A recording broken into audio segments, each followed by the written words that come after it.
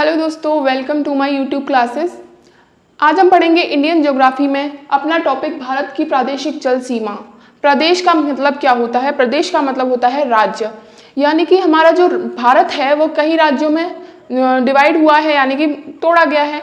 अब देखो एक बात बताओ, जो प्रदेश है यानी कि जो राज्य है, वो राज्य जो जल से अपनी सीमाएं लगा रखते हैं, यानी कि समुद्र की सीमा के तले बसे हुए हैं, यानी कि उनके तटीय राज्य कह सकते हैं। उनसे कौन से राज्य कह सकते हैं? तटीय राज्य। कितने हैं बेटा अपने तटीय राज्य कौन से, यानी कि कोस्टल स्टेट्स कितने हैं आपके? 9 हैं। कितने हैं? 9 हैं। ठीक है। अब ये जो 9 कोस्टल स्टेट्स हैं, ये जो सीमा जो आपकी क्या लगी हुई है, प्रदेश की सीमा किससे लगी हुई है? समुद्र से लगी हुई है। अब हमें जानना है कि कितने दूरी तक हमारा अधिकार है, यानी कि भारत का अधिकार है, उससे कितनी दूरी पर अन्य राज्यों का यानी कि अन्य देशों का अधिकार है। ये सब हम आज की वीडियो में पढ़ेंगे। लेकिन मैं उससे पहले आपको बता दूं कि जो हमारी समुद्री दूरी है, ये बहुत ही इंपॉर्टेंट क्वेश्चन है। जो हमारी समुद्री दूरी है वो किस में नापी जाती है? किलोमीटर्स में नहीं नापी जाती है, वो नापी जाती है नॉटिकल माइल्स के थ्रू। किसके थ्रू? नॉटिकल माइल के थ्रू। और एक नॉटिकल माइल यानी कि एक NM कितना होता है? 1.8 किलोमीटर, यानी कि एक नॉटिकल माइल 1 किलोमीटर से क्या होता है? थोड़ा ज़्यादा होता है, लगभग दुगने के बराबर होता है। ठीक है, तो 1 nautical mile is equals to 1.8 kilometres. ये आपके समझ में आया। समुद्री दूरी किस में नापी जाती है? नॉटिकल माइल में। ये आपको समझ में आया, ये इंपॉर्टेंट चीज़ है, इसको आप ध्यान रखेंगे। नेक्स्ट हम पढ़ेंगे, देखिए जो हमारा जो इंडियन पेनिनसुला है, ठीक है, जो हमारा भारत का प्रायद्वीप है, वो कितने 3 तरफ से किससे लगा हुआ है? समुद्र से लगा हुआ है। एक साइड अरेबियन सी, एक साइड बे ऑफ बंगाल और नीचे इंडियन ओशियन से लगा हुआ है। तो आपको पता है जो वेस्टर्न घाट्स हैं, यानी कि जो पूर्वी घाट हैं, पश्चिमी घाट हैं, जो पश्चिमी घाट हैं वो एकदम सीधे हैं, रेगुलर हैं। उनकी जो भूमि है वो रेगुलर है, एकदम ऊबड़ खाबड़ नहीं है, यानी टूटा हुआ नहीं है। लेकिन जो बे ऑफ बंगाल की साइड आपका पूर्वी घाट है, पूर्वी घाट की जो सीमा है वो क्या है? वो रेगुलर नहीं है। वो कैसी है? बिल्कुल भी समतल नहीं है, रेगुलर नहीं है। तो इसीलिए हमने पूर्वी घाट से क्या किया है? एक आधार रेखा ड्रॉ कर दी है। क्या कर दी है? एक आधार रेखा, यानी कि इस रेखा से आगे हम क्या करेंगे? कंसीडर करेंगे अपनी समुद्री दूरी को नॉटिकल माइल्स में, क्योंकि यहाँ पे क्या है? रेगुलर नहीं है हमारे स्टेट्स, तो इसी वजह से एक आधार रेखा ड्रॉ की है। और आधार रेखा से ही हम आगे की दूरी क्या करते हैं? मीजर करते हैं, यानी कि नापते हैं।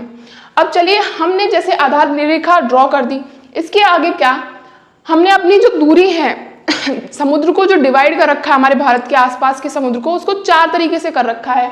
कैसे? पहला कर रखा है प्रादेशिक समुद्री रेखा। प्रादेशिक समुद्री रेखा यानी कि उस पर किसका? प्रदेश का हक होगा। हम भी आगे इसके बारे में पढ़ेंगे। दूसरा संलग्न क्षेत्र, यानी कि अटैच्ड एरिया। किससे अटैच्ड एरिया? ये भी आप पढ़ेंगे। तीसरा अनन्य आर्थिक क्षेत्र। अनन्य आर्थिक क्षेत्र, आर्थिक यानी कि इसमें कुछ भी आर्थिक एक्टिविटीज हो रही हैं, यानी कि ठीक है। और चौथा होता है उच्च क्षेत्र। तो अगर हम पहले से स्टार्ट करें, प्रादेशिक समुद्री सीमा, ये प्रादेशिक जो रेखा होती है वो कितने से कितने किलोमीटर्स तक नॉटिकल माइल्स तक होती है? आपकी आधार रेखा से लेकर 12 किलोमीटर नॉटिकल माइल्स आएगा यहाँ पे, 12 नॉटिकल माइल तक। कितना? 12 नॉटिकल, यानी कि आधार रेखा से 12 नॉटिकल माइल की दूरी तक क्या होती है? प्रादेशिक समुद्री रेखा होती है। उपयोग का अधिकार केवल भारत को है, यानी कि जिस भी प्रदेश, जिस भी राज्य के क्या होगी, किस तट पर वो होगी, के तट पर से वो शुरू हो रही होगी, उस राज्य का अधिकार है उस पर, उस प्रदेश का अधिकार है। और दूसरा भारत का अधिकार है। भारत के अलावा किसी भी देश का वहां कोई कैसा भी अधिकार नहीं पाया जाएगा। कितनी दूरी तक? 0 से लेके, यानी कि आधार रेखा से लेके 12 नॉटिकल माइल तक। 12 नॉटिकल माइल तक क्या है? प्रादेशिक समुद्री सीमा है। दूसरा अगर हम पढ़ें संलग्न क्षेत्र, यानी कि अटैच्ड एरिया। ये अटैच्ड एरिया क्या होता है? आधार रेखा से लेके 24 नॉटिकल माइल्स तक, यानी कि 12 दूनी 24। तो आधार से 24 नॉटिकल माइल्स तक क्या होता है? हमारा संलग्न क्षेत्र होता है।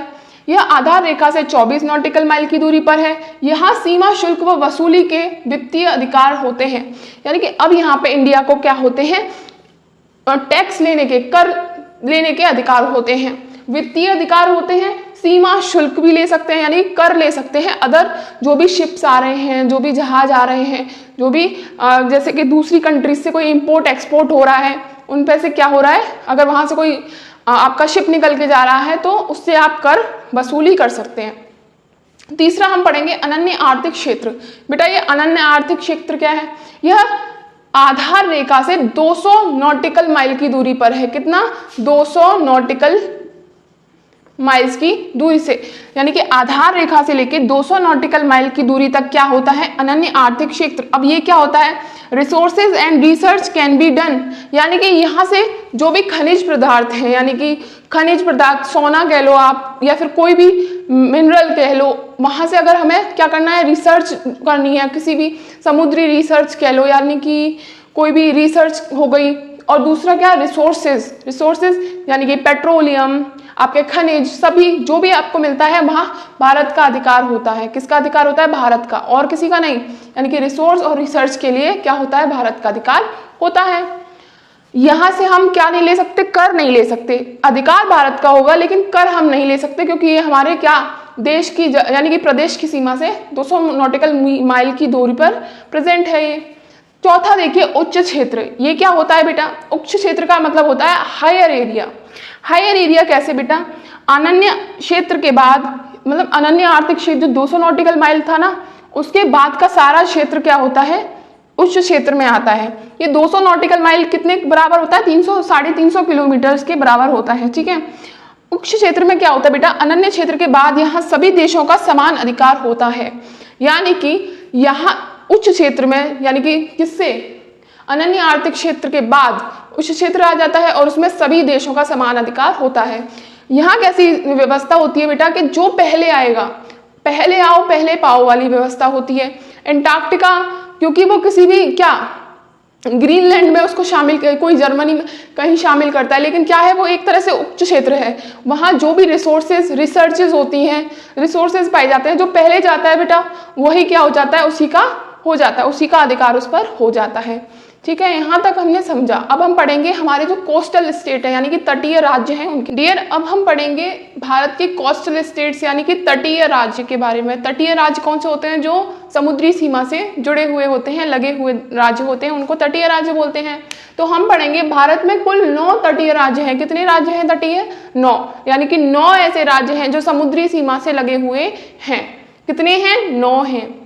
पहला गुजरात, दूसरा महाराष्ट्र। हमने कहाँ से शुरू किया है? हमने पश्चिमी जो तट है वहाँ से शुरू किया है, गुजरात, महाराष्ट्र, फिर उसके बाद गोवा, उसके बाद कर्नाटक, केरल, तमिलनाडु, आंध्र प्रदेश, ओडिशा और पश्चिम बंगाल। एक बार फिर से रिपीट करेंगे, आपको मैप में देखना है। मैप में ये एकदम लाइन से लगे हुए हैं, गुजरात, महाराष्ट्र, गोवा, कर्नाटक, केरल, तमिलनाडु, आंध्र प्रदेश, ओडिशा, पश्चिम बंगाल।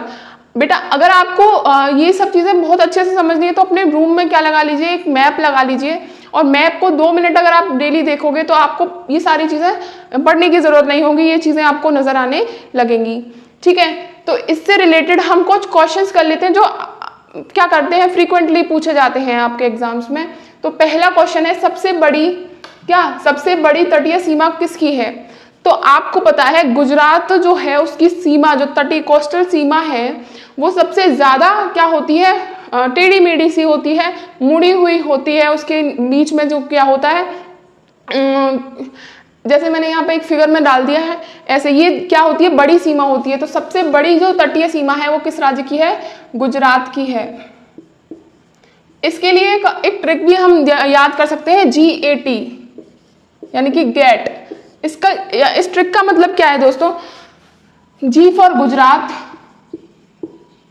A फॉर आंध्र प्रदेश और T फॉर तमिलनाडु। सबसे बड़ी गुजरात की, उससे छोटी आंध्र प्रदेश और उससे छोटी तमिलनाडु की सीमा होती है। ठीक है, तो सबसे बड़ी तटीय सीमा हो गई गुजरात, सबसे छोटी तटीय सीमा हो गई आपकी गोवा।